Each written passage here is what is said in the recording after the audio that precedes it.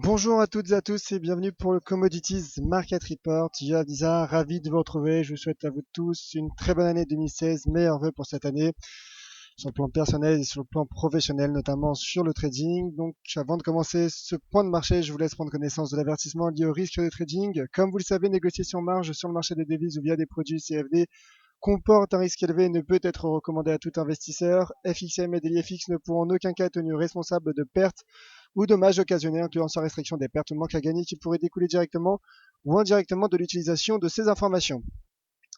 Alors je vous rappelle bien évidemment que vous pouvez me poser toutes vos questions, me faire part de vos remarques sur le chat. Bonjour d'ailleurs Alex, bonjour Paolo, bonjour visiteurs, bonjour à vous tous et bonne année encore une fois. Donc et merci pour vos meilleurs vœux qui me sont adressés sur le chat, je vous en remercie. Alors sur le marché des matières premières, c'est le retour des événements macroéconomiques. Alors aujourd'hui d'ailleurs, nous allons parler tout d'abord de le dollar, l'évolution du dollar en ce début d'année, et également des statistiques en Chine sur l'activité manufacturière qui ont impacté les matières premières. Également le marché du pétrole, toujours le marché du pétrole et le gaz naturel avec les stocks aux États-Unis. La semaine dernière, c'est vrai que je n'ai pas eu le temps de tout débriefer, notamment puisqu'il y a eu jeudi la publication des stocks de gaz naturel. Et également, nous allons parler justement toujours sur le pétrole, de l'impact que peuvent avoir certaines tensions géopolitiques justement sur ce marché ainsi que sur celui des matières premières. Alors je vois que vous êtes nombreux sur le chat, je vous en remercie. N'hésitez pas si vous avez des graphiques, des questions. N'hésitez pas donc, je les publierai comme à mon habitude en direct. Donc voilà. Alors débutons ce commodities par le cours de l'once d'or. Le cours de l'once d'or qui, après s'être stabilisé en fin de semaine dernière, repart à la hausse et débute l'année en hausse. Donc le cours de l'once d'or qui rebondit sur le support à 1058$, qui franchit celui à 1068$ et qui teste une ligne de tendance baissière formée depuis la séance du 21 décembre 2012. Le cours de l'once d'or justement qui profite de la baisse du dollar américain, comme vous le voyez sur le graphique de l'US Dollar Index d'FXCM, le dollar américain qui consolide, qui débute la séance sous la forme d'une consolidation. D'ailleurs, techniquement, c'est propre. Le graphique est propre.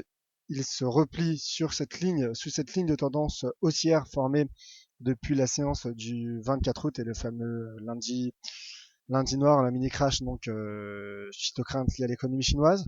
Le cours qui pour l'instant en daily, alors la bougie n'est pas la clôture n'est pas confirmée bien évidemment, mais en cas de confirmation, en cas de clôture de cette bougie en cours ainsi, il s'agirait tout simplement d'une shooting star, d'une étoile filante, et le cours donc qui pourrait se maintenir proche de ce niveau de support à 12 083 points pour l'US dollar index. Et donc le dollar qui est sous pression en début de séance, et ce qui profite bien évidemment de par sa corrélation inverse aux métaux précieux, à l'once d'or, ainsi qu'à l'argent. Nous le verrons dans un instant.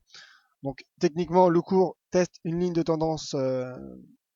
tendance baissière, comme je le disais, et teste également ce niveau à 1068.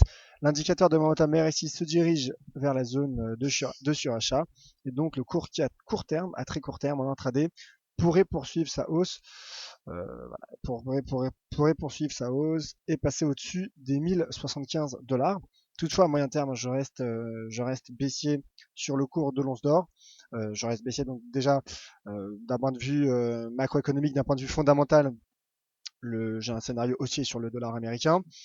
Et d'ailleurs, techniquement, on voit que le dollar est proche justement de ces niveaux de support et donc pourrait rebondir à moyen terme pour atteindre les 12 203. D'ailleurs, le dollar américain qui se maintient dans un range depuis maintenant 2 mois entre les 12 203 et 12 061 points pour l'US dollar index. Voilà donc pour le cours de l'once d'or qui est haussier en début de séance. Idem pour le cours de l'argent. L'argent qui a rebondi sur son support à 13 776. L'argent qui se maintient également dans un range, se maintient dans un rectangle entre les 14 et 13,776$. Le cours qui se replie sous ce niveau de résistance, qui reste haussier en début de séance. Le cours qui est au milieu d'un range, donc mouvement latéral, D'ailleurs, ça se reflète sur l'indicateur de momentum RSI qui est tout juste sur les 50. Voilà, qui est à 50-20, donc qui est vraiment sur les 50 de RSI, sur la bande 50. Toutefois, ce que je disais pour l'or vaut également pour l'argent, puisque ces deux actifs sont fortement corrélés entre eux. À moyen terme, moyen et long terme, je suis baissier sur le cours de l'argent. Et je pense qu'en 2016, on peut aller chercher les 13 dollars pour le cours de l'argent et même peut-être passer sous ce seuil qui est psychologiquement important, mais déjà 13 dollars, ce serait ma cible donc long terme en 2016 pour le cours de l'argent. Le pétrole donc qui se replie en début de séance, qui se replie après avoir progressé un jeudi. Jeudi, le cours qui progressait suite et qui rattrapait en tout cas, qui rattrapait ses pertes de la veille, qui ont fait suite à une hausse inattendue des stocks de brut aux États-Unis la semaine précédente. Donc rachat de short jeudi et le cours qui repart à la baisse, sur ce niveau, sous ce niveau de résistance donc à 38. Le cours qui se stabilise dans un trading range, qui teste également la moyenne mobile à 20 jours. Donc cette moyenne mobile est bien sur un graphique en 4 heures, mais c'est une moyenne mobile en daily, moyenne mobile 20 jours, comme vous voyez d'ailleurs sur les paramètres. Et le cours donc qui se replie et qui selon moi donc est affecté par deux événements macroéconomiques, par deux événements en tout cas.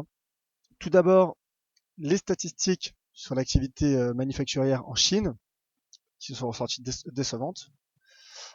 Décevantes pourquoi? Car l'indice Caixin est ressorti la nuit dernière inférieur au consensus, bien au-dessous des attentes du consensus. Il est ressorti à 48,2 donc pour le mois de décembre, alors que le consensus l'attendait à 48,9.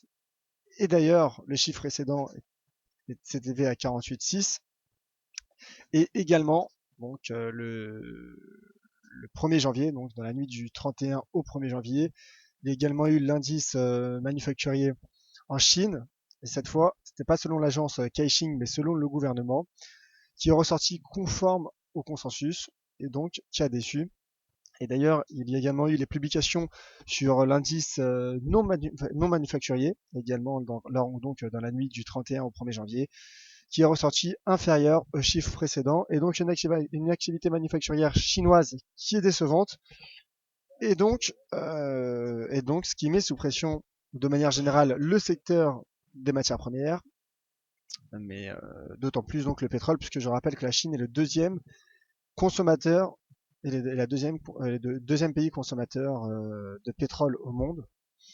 Et donc le pétrole qui souffre donc d'une part, donc comme je le disais, de ces statistiques chinoises, mais qui souffre également des tensions géopolitiques entre l'Arabie Saoudite et l'Iran.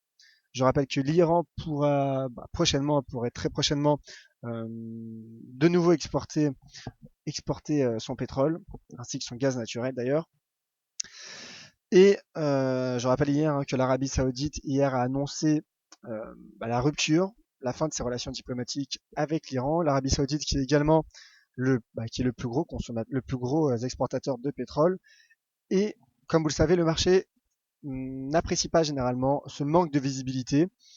Donc sur fond de tension. C'est la raison pour laquelle le cours est pénalisé en ce début de séance, en ce début d'année. Le cours donc du WTI qui se replie sous les 38 et qui se dirige tout droit vers les 36,18 qui est son plus bas niveau de 2008. Voilà, donc pour l'instant c'est baissier sur le cours du pétrole. L'Ucaoil également qui se replie sous résistance et qui se maintient dans un trading range, qui se maintient dans un rectangle donc entre les 39,35 et 36,20, à l'image du WTI qui se maintient entre les 38 et 36,18 à court terme. Et donc le cours qui à court terme est baissier. À surveiller tout de même cette mèche inférieure, auquel cas nous aurons le droit, en cas de clôture, nous aurons le droit à une configuration sur la forme d'un pendu. Donc d'un pendu pour l'instant, qui est une figure de retournement baissière, ce qui confirmerait à court terme la possibilité d'un retour vers les 36,20, en tout cas vers les niveaux de support, vers la partie inférieure de ce rectangle. Toutefois, à moyen terme, je maintiens mon objectif donc haussier sur le cours du pétrole en 2016. Mais en tout cas, voilà, à court terme, pour l'instant, le cours est baissier sur le Brent ainsi que sur celui du WTI. Le cuivre qui est directement affecté, directement pénalisé par l'activité manufacturière chinoise.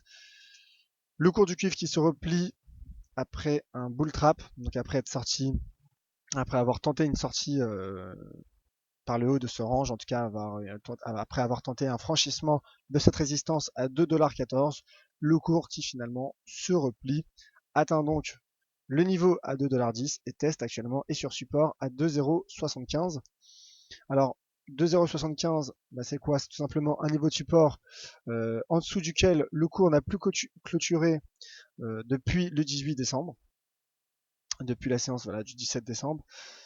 C'est la raison pour laquelle il s'agit d'un pivot majeur à court terme, auquel cas la prochaine cible, en cas de cassure, la prochaine cible se situerait à 2,04 $. Alors attention également à ce qu'il n'y ait pas un scénario comme celui de la semaine dernière et la séance du 28 décembre où le cours également était sur ce niveau de support, où je visais les 2,04 mais le cours avait finalement rebondi sur ce niveau. Donc pour l'instant on voit que le cours a du mal à casser ce support. C'est en ça c'est la raison pour laquelle je dis donc qu'il s'agit d'un pivot majeur à court terme, donc 2,075 à surveiller. Toutefois, voilà, le cours pour l'instant est baissier donc notamment en raison de la Chine et d'une activité manufacturière chinoise décevante. Le cours du gaz naturel qui se replie également, qui se replie sous la résistance à 2,40 et qui se maintient donc également dans un trading range. La tendance de fond, en tout cas la tendance moyen terme, reste haussière, puisque le cours rebondit et est haussier depuis la séance du 17 décembre. Toutefois, le cours se stabilise dans un range, donc dans un range et teste le support à 2,25 $. Le cours donc du gaz naturel, comme je l'avais montré notamment avec l'indicateur de momentum RSI qui était haussier. Je l'avais prévenu également qu'il fallait peut-être prendre des bénéfices en cas de croisement à la baisse de cette borne de la borne 70 par l'indicateur RSI. Donc pour l'instant, c'est un scénario qui a plutôt bien fonctionné. Le cours du gaz naturel, qui subit également des pertes, des prises de bénéfices, car jeudi, il y a eu la publication des stocks de gaz naturel aux États-Unis selon l'Agence de l'information de l'énergie, qui seront sortis inférieurs au consensus. Donc déstockage de gaz naturel la semaine précédente, donc il y a 2 semaines, aux États-Unis, ce qui a profité au cours. Et le cours, donc, qui en début de séance subit une prise de bénéfice. On voit un momentum qui s'essouffle et également des statistiques, en tout cas des statistiques macroéconomiques qui pénalisent le cours du gaz naturel. Alors, le cours pour l'instant est baissier. On voit également que le cours a du mal à franchir ce niveau de support. Et donc, les 2,25 $ est un pivot est un pivot à court terme. D'ailleurs, pour être complet sur ce marché du gaz naturel, il faut également savoir que le Venezuela a eu du retard, notamment n'a pas livré la Colombie en début de semaine, et donc ce qui peut également affecter, et ce qui a pu également affecter ce marché, le cours du gaz naturel. Voilà donc. Passons à présent au palladium. Le palladium qui se maintient dans un range également, mais moyen terme. Le cours déjà se maintenait dans un rectangle à 500, entre les 572 et 525 $. Mais à court terme, on voit également qu'il se maintient dans un rectangle plus étroit entre les 562 et 543 $. Le cours du palladium qui est également affecté par les statistiques chinoises qui de manière générale impactent le secteur des matières premières, et le cours qui est donc sur support, qui teste un support à 543 donc à court terme. On peut viser un retour sur les 562 $.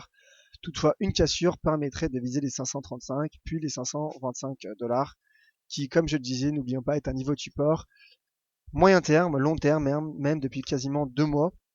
Donc je maintiens mon opinion neutre toutefois sur le cours du palladium. Si je devais me prononcer, je viserais tout de même un retour vers les 562 $, mais je reste neutre, donc prudence sur le cours du palladium. Le platine également qui se replie, qui est baissier, qui se replie à l'approche du seuil à 900 $, qui teste celui à 872 $. L'indicateur de momentum RSI passe sous les niveaux 50 et donc essoufflement essoufflement du momentum. Neutre également sur le cours du platine, mais en cas de franchissement, je viserai les 860 puis 845 dollars sur le cours du platine. Alors voilà donc ce qu'il fallait savoir sur le marché des matières premières. Je vais donc à présent passer aux questions. N'hésitez pas si vous avez des questions, c'est le moment. Je vous en remercie. Alors bonjour Patrick Leroy, meilleurs vœux également à vous. Bonjour Mesgo, bonne année. Alors Mathieu qui visiblement a quelques soucis pour ouvrir ses graphiques. Alors n'hésitez pas soit à redémarrer votre plateforme, soit des fois simplement à changer l'horizon de temps, l'unité de temps. Euh, voilà, ce sera arrangé très rapidement d'un moment à l'autre. Mais en attendant, n'hésitez pas donc juste simplement à changer votre unité de temps, par exemple voilà, à passer en daily, puis remettre en H4. N'hésitez pas donc. Mon cher Mathieu, il est possible, hein, vous savez, avec les maintenances, notamment de début d'année, qu'il y ait quelques soucis donc sur vos graphiques. Nos équipes font le maximum pour arranger ce petit désagrément. Bonjour, ma chère Carzelen, meilleur vous à vous également. Alors, donc, question de la part de Kerzelen, justement. Donc Kerzelen, hein, justement, qui prend le webinaire en cours de route. Ai-je parlé de l'once d'or? Oui, oui, ma chère Kerzelen. Donc comme je le disais, l'once d'or qui est bullish en début de séance, qui profite d'une ouverture en baisse, d'une ouverture de la semaine, de la séance même de l'année en baisse du dollar américain. Le dollar américain qui consolide, c'est pour l'instant baissier pour le dollar américain, comme vous pouvez le voir sur le dollar index des FXM, et donc le cours de l'once d'or progresse, au même titre d'ailleurs que celui de l'argent. L'indicateur de momentum RSI s'accélère, croise à la hausse la borne 50 et donc se rapproche des 70, de la zone 70-100, donc de la zone de surachat. Et donc le cours est pour l'instant bullish. Donc voilà, comme je disais, à moyen terme, je maintiens mon opinion baissière malgré la hausse journalière. D'ailleurs, techniquement, le cours teste une ligne de tendance baissière. Donc c'est pour l'instant bullish. En intraday, le cours pourrait atteindre ce niveau de résistance et passer au-dessus des 1075. Toutefois prudence, car la tendance de fond c'est un mouvement latéral, mais de manière générale, hein, si on passe sur des graphiques long terme, on voit que l'once d'or c'est tout de même baissier, et donc je suis baissier. Je suis baissier notamment notamment avec un avis fondamental, donc des raisons fondamentales. Alors visiteur qui demande un avis sur un indice, donc l'US 30. L'US 30 donc qui est Dow Jones, l'indice Dow Jones. Bah écoutez, voilà le temps de charger un graphique. Le Dow Jones, voilà, qui est baissier, et le marché, c'est de manière générale, les bourses et le marché actions qui sont baissiers, en raison justement de la demande chinoise qui se contracte. La demande, en tout cas les indicateurs de l'activité manufacturière chinoise, excusez-moi, qui déçoivent, et donc des craintes sur la demande chinoise. C'est la raison pour laquelle le cours est baissier. Les bourses sont baissières en début de séance, donc c'est logique. C'est logique. Et d'ailleurs, climat donc d'aversion pour le risque qui est créé. Et c'est la raison pour laquelle, hein, notamment, le cours de l'argent et le cours de l'or euh, sont haussiers, car ils profitent également de ce climat d'aversion au risque et font parler leur statut refuge. Alors, visiteur, oui, c'est baissier, mais c'est un support et l'économie américaine va bien, non? Oui, l'économie américaine va bien. Alors, je n'ai pas dit que mon billet est baissier, si telle était votre question, mon cher visiteur. Je dis que pour l'instant, c'était baissier. Le futur était baissier en début de séance. Forte baisse pour l'instant. Nous avons quasiment droit à un Marubozu baissier, un Marubozu rouge. Donc, en effet, nous sommes sur un niveau de support, comme vous le voyez, notamment en daily. L'économie américaine va mieux et c'est la Fed qui l'a dit. D'ailleurs, c'est la raison pour laquelle notamment la Réserve fédérale a relevé ses taux la semaine dernière. Elle disait, il y a 3 semaines maintenant même, elle disait justement que c'était tout simplement le reflet de la meilleure santé économique américaine. Donc on peut s'attendre justement, il faut, on peut prendre cette baisse, en effet, on pourrait prendre cette baisse comme une opportunité d'achat. Toutefois, il est toujours risqué d'acheter à contre-tendance. Euh, pour l'instant, c'est baissier. Donc, en effet, nous sommes à un niveau de support. Il risqué de passer à l'achat, mais en effet, ce pourrait être une opportunité d'achat si nous avons notre point bas à 17 095 points pour le Dow Jones. Euh, D'ailleurs, hein, qui est dans un range. D'ailleurs, comme on le voit, qui se maintient également dans un range et qui reflète donc l'indécision du marché concernant cet actif. Voilà mon cher visiteur. Alors voilà donc pour les questions, je vous remercie à vous tous de votre attention. Nous nous retrouvons à 17h30 pour la closing bell et également à 18h pour un webinaire éducatif sur les bandes de Bollinger. Les points de marché continuent dans cette salle de trading avec dans 5 minutes Vincent Gann pour le morning meeting. Et je reste bien évidemment disponible et à votre écoute sur Twitter, @yoavnizar. Merci à vous tous. Bonne journée, à tout à l'heure et à nouveau bonne année 2016. C'était Yoav Nizar pour DailyFX. À tout à l'heure.